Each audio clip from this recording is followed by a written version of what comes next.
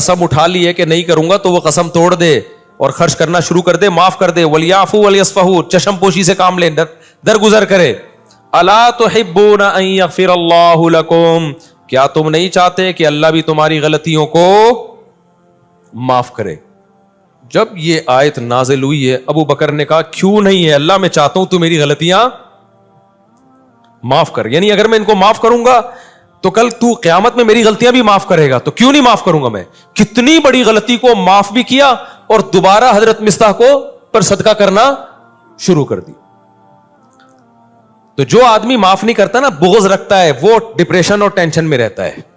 और जो दिमाग को साफ और पाक करके सोता है कि यार जो था किस्सा खत्म, तो वो डिप्रेशन से आजाद होता है। तो हम लोग झगड़ों को लेके बैठे रहते हैं, इतने लंबे लंबे कि इसने मेरे को ये बोला था, उसने मेरे को ये बोला था, उसने मुझे यूं किया था। अबे छोड़ दे यार, ठीक है, अपने आप को भी रिलैक्स कर, दूसरे को भी टेंशन से बाहर निकाल।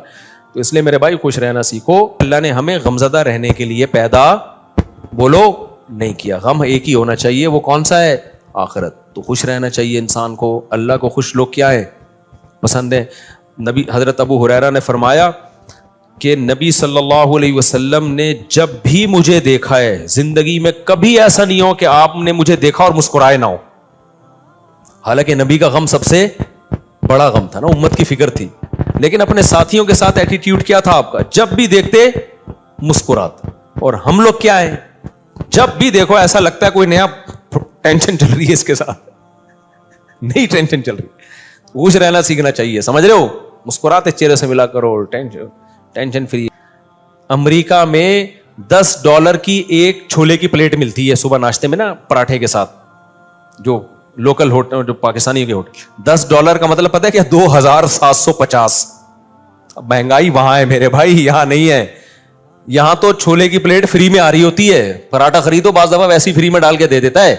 आप डॉलर पे तरस रहे हो, तो वहां खर्चा भी तो डॉलर में ही हो रहा है, समझ रहे हो? तो इसलिए पाकिस्तानी करेंसी में अगर कमा रहे हो तो खा भी किस में रहे हो? इसी में। वहां जाओगे तो डॉलर में कमाओगे तो खाओगी भी किस में? मैं जापान में जो फास्ट ट्रेन में बैठा हूं ना, मैं ये जूम आप करो एंजॉय, उसका टिकट पता है कितने का था? जब मुझे पता चला मेरे होश उड़ गए। मैंने कहा टांगा गधा ट्रक्षा सही है मेरे भाई, ये बस दिखाने के हैं। लोगों की जायदादें बिक जाती हैं उन ट्रेनों में, बहुत लग्जरी लोगों का काम है वो, बस वो ड्राइवर ही बैठे उसमें। तो बहुत महंगाई है, तो आप बहुत मजे में हो। और वहां टैक्स इतना है, आपकी अगर 40 लाख तनख्वाह है ना, 1 करोड़ आपकी अगर तनख्वाह, एक मिसाल दे रहा हूं ताकि कैलकुलेशन आसान हो, तो 43 लाख रुपए टैक्स में देने हैं आपने। यहां इतना टैक्स थोड़ी है। फिर लोग उस पर खुश होते हैं, हम टैक्स दे रहे हैं लेकिन इलाज हमारा फ्री में है, बच्चों की तालीम हमारी फ्री में। फ्री में कहां है? 43% तनख्वाह काट ली तुमसे उन्होंने, अब तुम्हें फ्री में थोड़ी दे रहे हैं। आपकी गवर्नमेंट यहां जितनी मर्जी करप्ट है, मैं कोई ये नहीं कह रहा बहुत नेक गवर्नमेंट, जैसी मर्जी है, इतना टैक्स नहीं है मेरे भाई। तनख्वाह पूरी आ रही है आपके पास, तो उसमें आप अपने बच्चों की फीस भर लेते हो, वो इतनी नहीं होती, 43% नहीं होती वो, समझते हो? आपके सारे खर्चे निकल रहे होते हैं। नहीं आ रही मेरा ख्याल है बात। और फिर ज़कातें भी लोग दे रहे होते हैं, थोड़े से घुन्ने बन जाओ, अगला पूरी जायदाद निकाल के दे देता है। यहाँ थोड़ा सा घुन्ना बनना आना चाहिए, बस यहाँ प्रैक्टिस करो थोड़ी सी। तो इसलिए इतना टेंशन वाला बात नहीं है। हम क्यों वहां जाके फौरन वापस आते हैं? मजा हमें कहाँ आता है? बहुत अच्छे कंट्री है, अमेरिका बहुत अच्छा है, जापान बहुत अच्छा है, मजा हमें कराची में ही आता है। और ये जो मैंने अभी बयान में कहा ना कि खामोश, बिल्कुल खामोश, ये 4 दिन खामोशी अच्छी लगती है, उसके बाद काटने लगती है। यहाँ रिलेशन है, आबादी है। एक बंदा पंजाब वाला मिलेगा, एक पश्तो वाला मिलेगा, एक बलोची मिलेगा, एक फलाना, एक मैकेनिक मिलेगा, एक फलाना मिलेगा, एक डॉक्टर मिलेगा, एक साइंटिस्ट मिलेगा, एक सियासतदान मिलेगा। हर आदमी होटल में बैठ के ऐसे लगेगा यहाँ सारे ही पहुंचे हुए लोग हैं, गपशप का माहौल है। ये सब कुछ वहां पर नहीं है। खामोशी खामोशी खामोशी। अबे 4 दिन तक खामोशी अच्छी लगती है, उसके बाद मैंने कहा यार कोई थड़े नहीं है यहाँ पे, कोई थड़े हो यहाँ पे, कोई बैठे हुए हो, कोई बैठक हो, कोई गपशप हो ना, खत्म। तो एक रिश्तेदारों में होती है वो भी रिश्ते भी क्या हो रहे हैं? खत्म होते जा रहे हैं, वो भी शार्ट होते जा रहे हैं। तो बस हर आदमी इंडिविजुअली लाइफ गुजार रहा है, तो ऐसे थोड़ी, तो ऐसे तो जिंदगी का सुकून थोड़ी मिलेगा। तो बहुत सी चीजें हमारे यहाँ पॉजिटिव है मेरे भाई, बस दुआ करो हमारे यहाँ सफाई हो जाए और लॉ कुछ कानून मजबूत हो जाए, तो हम उनसे अब बहुत आगे हैं। یہ دو ہی چیزیں نہیں ہیں اور یہ دو ہی انہوں نے بیڑا غرق کیا ہے ہمارا. لیکن جب وہ تو بیڑا گورنمنٹ نے غرق کیا ہوا ہے نا, ہم تو خوش رہنے پر اللہ نے ہمیں پابندی نہیں لگائی. تو آپ اسی کو انجوائے کرو. دیکھو اب کراچی میں برساتی کھڈے کتنے ہو گئے نا بارش ہوتے ہی. اچھا کلائمیٹ ایسا چینج ہوا ہے کہ بارش بھی عجیب قسم کی ہو رہی ہے. ادھر آ رہا ہے کہ جی سمندری طوفان آ رہا ہے, اور واقعی آیا ہوا بھی ہوگا. اس کے پڑوس والے علاقے میں نلکے میں بھی پانی نہیں ہوگا. وہ کہہ رہے ہم تو سمجھ رہے تھے پورا طوفان آ رہا ہے, پانی پانی, اور ادھر نلکے میں بھی پانی نہیں ہے. عجیب کراچی کا وہ, یعنی بارش ایسے ہو رہی ہے, انڈا موڑ پہ ہو رہی ہے, کلندری چوک پہ نہیں ہو رہی. عجیب ہی سیٹ اپ چل رہا ہے. تو انجوائے کرو اس کو. تو وہ دیکھو کتنے کھڈے ہیں نا, وہ ٹک ٹاکر نے کیسا انجوائے کیا کراچی میں بارش میں. جو کھڈے اتنے بات پہ آپ کو چھلانگے مار کے, تو اس نے اولمپک کی تیاری کر رہے ہیں نا گھر میں, لمبی لمبی چھلانگے مار رہے ہیں. ماں نے پوچھا اولمپک کی, کہہ رہے بعد میں پتا چلا یہ کراچی کے کھڈوں کو کراس کرنے کی ٹریننگ لے رہا ہے. میں نے کہا چلو اتنی ٹینشن میں اس نے. تو اس لیے جت حد تک ممکن ہے خوش رہنے کی کوشش کیا کرو. اللہ کو غمزدہ لوگ پسند نہیں ہیں. ہر وقت دکھڑے, یہ ہو رہا ہے, فلانا ہو رہا ہے, ڈمکانا ہو رہا ہے. اور اللہ کو خوش لوگ پسند ہے. ہاں دکھ صرف ایک ہونا چاہیے, وہ کیا ہے بھئی آخرت میں پتہ نہیں کیا بنے گا. اس کے علاوہ اللہ نہیں چاہتے کوئی دکھ ہو آپ کو. دوسری بات یہ کہ گھروں کے جھگڑوں کو بھی بڑھایا مت کرو. گھروں کے جھگڑوں کو, ہمارے ایک دوست تھے سفر میں, ان کا اپنی بیوی سے پھڈا ہو گیا. فون پہ طبیعت سے چل رہی ہے نا, تیری ایسی کی تیسی, وہ ادھر سے اس کو جواب آ رہا ہے.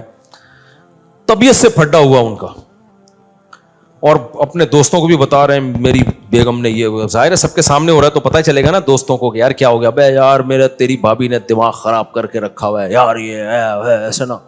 آدھے گھنٹے کے بعد نارمل بیٹھے ہوئے, چائے چل رہی ہے, گپ شپ چل رہی ہے گھر میں, بیگم اور بیگم, وہ میں آ رہا ہوں پرسوں. وہ دوست نے پوچھا بے آدھے گھنٹے پہلے تو ایسا لگ رہا تھا کہ طلاق ہو جائے گی تم دونوں میں, ابھی تھوڑی دیر میں ایسا لگ رہا ہے کہ کوئی مسئلہ ہی نہیں ہے. تو اس نے کہا یار میری عادت ہے 15-20 منٹ کے بعد پھڈے کو میں بھول جاتا ہوں. فنش. واقعی یہ جن لوگوں کی عادت ہو نا وہی خوش رہ سکتے ہیں اس زمانے میں. اور جو ناک پہ مکھی بٹھا کے رکھتے ہیں نا, اور دل میں لے کے بیٹھ گئے اس نے یہ کیوں بولا تھا. ابے بھائی جو بولا تھا بول دیا, ختم کر. جب سنا دیا اس نے بھی سنا دی, اس نے بھی سنا دی, ختم, قصہ ختم. چلو بھائی دوبارہ سے جیسے انجوائے کرو لائف. اور لوگ کہتے ہیں بھی تنبیہ تو ہوئی نہیں. نہ جب یہ پھڈا ہوتا ہے نا اگلے کو خود تھوڑی سی تنبیہ ہو جاتی ہے. آئندہ وہ بولنے سے پہلے اس کو بھی پتا ہے, آپ کو بھی پتا ہے کہ میں یہ بولوں گا اس کی دکھتی رکھ پہ پاؤں رکھ دوں گا میں, وہ یہ بولے گی تو میرے کھوپڑی گھومے گی. تو دونوں تھوڑا تھوڑا ایک دوسرے کی کھوپڑی کا احترام آہستہ آہستہ شروع کر دیتے ہیں. خود ہی شادی شدہ آدمی کی زندگی ایک مینجمنٹ خود بخود آ جاتی ہے. تو اگر آپ جو دل میں لے کے بیٹھ گئے, اس نے میرے کو یہ بولا تھا, اس نے یوں کر دیا تھا, اس نے, یار تمہیں ایک واقعہ سناتا ہوں اس سے بس پھر میں بس آپ لوگ سے 2-4 سوال لے کے بیان ختم کرتا ہوں. اس سے بڑا کیا یعنی ایک طرح سے ظلم ہوگا کہ سیدہ عائشہ رضی اللہ تعالی عنہا پر جب تہمت لگی ہے نا, منافقین نے جھوٹی تہمت لگائی, اس میں حضرت مستح رضی اللہ تعالی عنہ جو صحابی رسول ہیں وہ بھی اس پروپیگنڈے کا شکار ہو گئے تھے. وہ بھی منافقین کی باتوں میں آ گئے, اور انہوں نے بھی حضرت عائشہ کے بارے میں یہ منافقین سے سن کے الفاظ کہے. حضرت عائشہ بیٹی کس کی ہیں؟ ابو بکر کی. آپ بتاؤ غیرت مند آدمی کو کتنا غصہ آئے گا نا. حضرت ابو بکر حضرت مستح کے ساتھ مالی تعاون بہت زیادہ کیا کرتے تھے, کیونکہ رشتہ دار بھی تھے اور غریب بھی تھے. جب حضرت ابو بکر کو پتا چلا نا میری بیٹی کے بارے میں انہوں نے یہ الفاظ کہے ہیں, تو حضرت ابو بکر نے قسم اٹھائی کہ آج کے بعد 1 روپیہ نہیں دوں گا. یعنی میں خرچ کر رہا ہوں ان پہ, اور میری بیٹی پہ یہ بھی تہمت میں شریک ہو گئے. بعد میں جب قرآن کی آیتیں نازل ہوئیں, حضرت مستح نے توبہ کی اور بہت گڑ گڑائے اللہ کے سامنے, توبہ کی. لیکن ابو بکر رضی اللہ تعالیٰ عنہ قسم اٹھا چکے تھے ان پہ میں خرچ نہیں کروں گا, میں نہیں خرچ کروں گا ان کے اوپر. لہذا انہوں نے کہ بھائی ٹھیک ہے آپ نے توبہ کر لی, لیکن یہ ہلکا جرم تو نہیں ہے نا. کتنی بڑی شخصیت بھائی, سیدہ عائشہ نبی کی زوجہ بھی ہیں اور ابو بکر کی بیٹی بھی ہیں. تو نبی نے بھی معاف کر دیا ان کو. کتنا بڑا ظرف یار بھائی, جب گڑ گڑا لی ہے, توبہ کر لی ہے تو معاف کر دیا. کیونکہ نبی کے سامنے بڑا ویژن ہے نا. جو چھوٹے یعنی گھروں میں چھوٹے چھوٹے جھگڑوں کو لے کے لمبے چلتے ہیں نا, وہ دنیا میں کوئی بڑا کام نہیں کر سکتے, وہ بس انہی میں الجھ کے رہ جاتے ہیں. تو نبی صلی اللہ علیہ وسلم نے تو معاف کیا ہی, ابو بکر نے معاف نہیں کیا. انہوں نے کہا ٹھیک ہے میں کوئی انتقام نہیں لے رہا, لیکن جیسے میں پہلے خرچ کرتا تھا نہیں کروں گا خرچ. سورہ نور کی آیتیں نازل ہوئیں, وَلَا يَأْتَلِ أُولُو الْفَضْلِ مِنْكُمْ وَالسَّعَةِ أَنْ يُؤْتُوا أُولِي الْقُرْبَى وَالْيَتَامَى وَالْمَسَاكِينَ. فرمایا اللہ تعالیٰ نے کہ تم میں جو قرابت دار ہیں تو جن لوگوں نے ان پہ خرچ نہ کرنے کی قسم اٹھائی ہوئی ہے وہ اپنی قسموں کو توڑ دیں. الا تحبون ان یغفر اللہ لکم, کیا تم چاہتے نہیں ہو کہ اللہ تمہاری غلطیوں کو بھی معاف کرے؟ یعنی تم یہ چاہتے ہو نا کہ اللہ تمہاری غلطیوں کو بھی معاف کرے. یہ کس کو تنبیہ ہو رہی تھی؟ ابو بکر کو. اللہ نے نام نہیں لیا. اللہ میاں بھی کیسی دیکھو نصیحتیں کرتے ہیں نا, عزت کا خیال کر کے جنرلی بتا رہے ہوتے ہیں کہ کوئی کسی رشتہ دار پہ خرچ کرتا تھا اور قسم اٹھا لی ہے کہ نہیں کروں گا, تو وہ قسم توڑ دے اور خرچ کرنا شروع کر دے, معاف کر دے. وَلْيَعْفُوا وَلْيَصْفَحُوا, چشم پوشی سے کام لیں, درگزر کرے.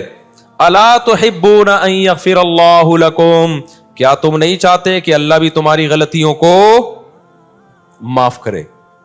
جب یہ آیت نازل ہوئی ہے ابو بکر نے کہا کیوں نہیں ہے اللہ, میں چاہتا ہوں تو میری غلطیاں معاف کر. یعنی اگر میں ان کو معاف کروں گا تو کل تو قیامت میں میری غلطیاں بھی معاف کرے گا, تو کیوں نہیں معاف کروں گا میں؟ کتنی بڑی غلطی کو معاف بھی کیا اور دوبارہ حضرت مصطح کو پر صدقہ کرنا شروع کر دی. تو جو آدمی معاف نہیں کرتا نا, بغض رکھتا ہے, وہ ڈپریشن اور ٹینشن میں رہتا ہے. اور جو دماغ کو صاف اور پاک کر کے سوتا ہے کہ یار جو تھا قصہ ختم, تو وہ ڈپریشن سے آزاد ہوتا ہے. تو ہم لوگ جھگڑوں کو لے کے بیٹھے رہتے ہیں اتنے لمبے لمبے کہ اس نے میرے کو یہ بولا تھا, اس نے میرے کو یہ بولا تھا, اس نے مجھے یوں کیا تھا. ابے چھوڑ دے یار, ٹھیک ہے اپنے آپ کو بھی ریلیکس کر, دوسرے کو بھی ٹینشن سے باہر نکال. تو اس لیے میرے بھائی خوش رہنا سیکھو, اور جس آدمی کے دل میں کینہ ہو, بغض ہو, چیزوں کو لے کے بیٹھتا ہو, وہ کبھی بھی خوش نہیں رہ سکتا, جلتا کڑتا ہی رہتا ہے, منفی باتیں ہی کرتا رہتا ہے. تو دل کو صاف رکھنا چاہیے انسان کو تاکہ آگے چلے, پھر وہ آگے کے کام کر سکے. انہی میں الجھ کے رہ جائے گا نا. ایک کسٹمر نے یوں کر دیا تھا تو اس کو سنا دی, وہ کسٹمر ہی مارکیٹ سے شارٹ ہو گیا, کاروبار اپنا ٹھپ ہو گیا. یہ جو میں نے اپنا قصہ سنایا تھا نا اپنے والد صاحب کا, اس پہ لوگوں نے بڑے کلپ چلائے, امریکہ تک میں پھیل گیا. نہیں, میں نے کہا تھا میرے والد صاحب سے تھوڑی میں نے اونچی آواز میں بات کی, آج کے بیان سے متعلق ہے یہ. میں نے بتایا تھا نا میری ایک دفعہ والد صاحب سے اونچی آواز میں بات ہوئی, تو میں نے سوتے ہوئے والد صاحب کو اٹھا کے معافی مانگی. یہ کلپ بڑا وائرل ہوا, اچھا ہے. اس میں ایک بات میں بتانا بھول گیا تھا, جب کلپ وائرل ہو ہی گیا, ایک منٹ بیٹا, یہ عمل میں نے اپنے بڑے بھائی کو دیکھا تھا یہ کرتے ہوئے. میرے بڑے بھائی کے ساتھ اس طرح والد صاحب نے ایک دفعہ ہاتھ اٹھایا تھا ان کے اوپر, تو شاید ان کی زبان اڑ گئی تھی. تو میں نے اپنے بڑے بھائی کو دیکھا کہ انہوں نے جا کے والد صاحب سے معافی مانگی. تو یہ میں بتا رہا تھا نا کہ جو چیز دیکھتا ہے انسان وہ سیکھتا ہے. تو مجھے اپنے بڑے بھائی کا یہ عمل میرے دماغ میں انسٹال ہو گیا تھا کہ یار اگر بڑوں سے کبھی ایسا ہو بھی جائے تو معافی مانگی جاتی ہے. تو اس لیے میں کہتا ہوں کہ اپنے ماں باپ کی خدمت اپنے بچوں کے سامنے کر لو, تاکہ تمہارے بچوں کو پتا چلے کہ انہوں نے بھی تمہیں بڑھاپے میں سنبھالنا ہے. سمجھتے ہو گے نہیں سمجھتے؟ اپنی ماں کی خدمت اپنے بچوں کے سامنے کر لو, تاکہ بچوں کو پتا چلے کہ جو تمہاری بیٹیاں ان کو پتا چلے کہ بھائی ہم نے بھی اپنی ماں کو بڑھاپے میں سنبھالنا ہے. چلو بھائی ڈبل. السلام علیکم. وعلیکم السلام. مفتی صاحب ہم آپ سے بہت محبت کرتے ہیں. سبحان اللہ. مفتی صاحب میرا سوال یہ ہے کہ انجینئر مرزا آپ کے خلاف فیس بک پہ یوٹیوب پہ باتیں کرتا رہتا ہے, ہم سے بالکل برداشت نہیں ہوتا ہے. ہم آپ سے بہت محبت کرتے ہیں, اور اس کو کوئی بات سمجھاؤ, اس کو کوئی ایسے پیغام دو تاکہ وہ ایسے آپ کے خلاف بات نہیں کرے, ہمارے سے بالکل برداشت نہیں ہوتا. دیکھو یہ جو انجینئر کی بات ہے نا, یہ میرے خلاف, میں تو ایک شخصیت ہوں, ہمارے خلاف تو بہت سے لوگ بولتے ہیں, اور تو بولیں کوئی وہ بھی نہیں ہے, ہم کوئی دودھ سے دھلے ہوئے نہیں ہیں. لیکن بات علماء کی ہے, ہماری نہیں ہے. بات یہ کہ علماء کے خلاف ذہن سازی ہو رہی ہے. لوگ علماء سے کٹ گئے نا تو بند گلی میں آ کے کھڑے ہو جائیں گے, کہیں کے بھی نہیں رہیں گے. تو جی صاحب میرا سوال یہ تھا کہ بائک والے سے ہیلپ جو مانگتے ہیں تو یہ بھی سوال میں آتا ہے؟ بالکل آتا ہے سوال میں. بائک والے سے کیوں ہیلپ مانگ رہے ہو؟ رکشے چل رہے ہیں, ٹیکسیاں چل رہی ہیں, چنچیاں, بائکیاں بھی ہے.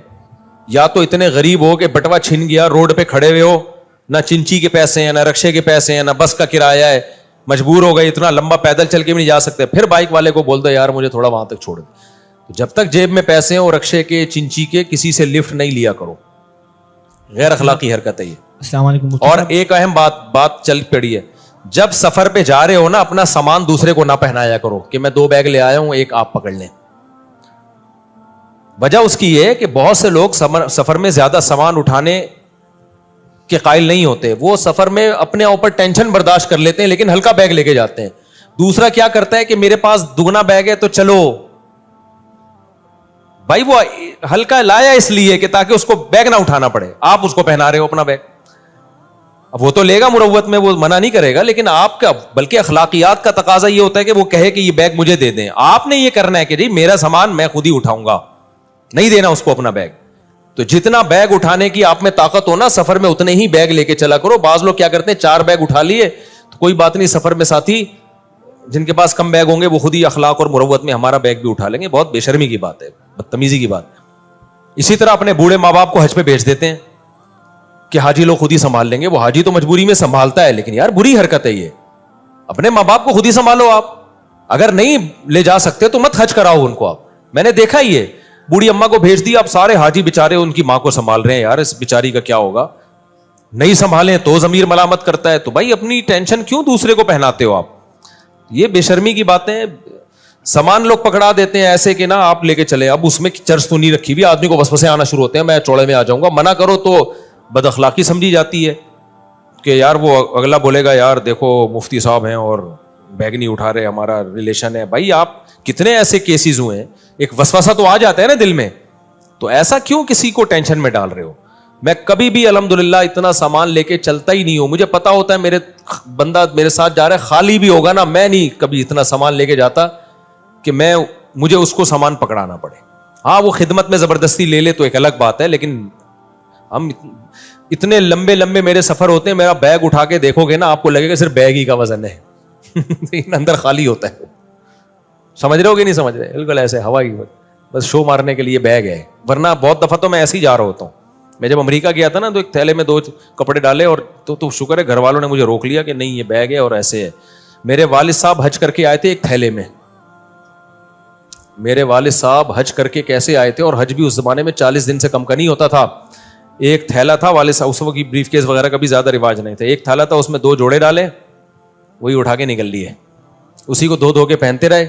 واپسی پہ وہی تھیلا لے کے آئے ہیں تو بولٹن مارکیٹ چلے گئے خریداری کے لیے, شاید گھر میں کچھ لینے کے لیے نا کہ چلو بولٹن سے خرید لیتا ہوں, وہاں سے نہیں خریدا ہوگا. تو کسی نے دیکھ لیا تو کہا کہ حافظ صاحب کہتے تھے میرے والد صاحب, حافظ صاحب آپ بہت دنوں سے غائب تھے, کہاں تھے؟ انہوں نے کہا میں حج کرنے گیا ہوا تھا. پہلے حج ایسے نہیں ہوتا تھا, حج کرنے جا رہے ہیں سارے رو کے رخصت, سب گلا سنا معاف. اب تو حج آسان ہو گیا نا, پہلے ایسے نہیں تھا. حاجی صاحب جا رہے ہیں اور ایئرپورٹ پہ پبلک اور جناب کہا سنا سب معاف, لائٹیں لگا کے, پھر جب آ رہے استقبال کے لیے لوگ کھڑے ہوئے رو رہے ہیں, ہار پھول پہنا رہے ہیں. ہمارے ابا ایسے ماشاءاللہ سادہ طبیعت کے تھے, نہ جانے کا کسی کو بتایا نہ آنے کا کسی کو, ایسے پتلی گلی سے گئے حج کر کے, پتلی گلی سے.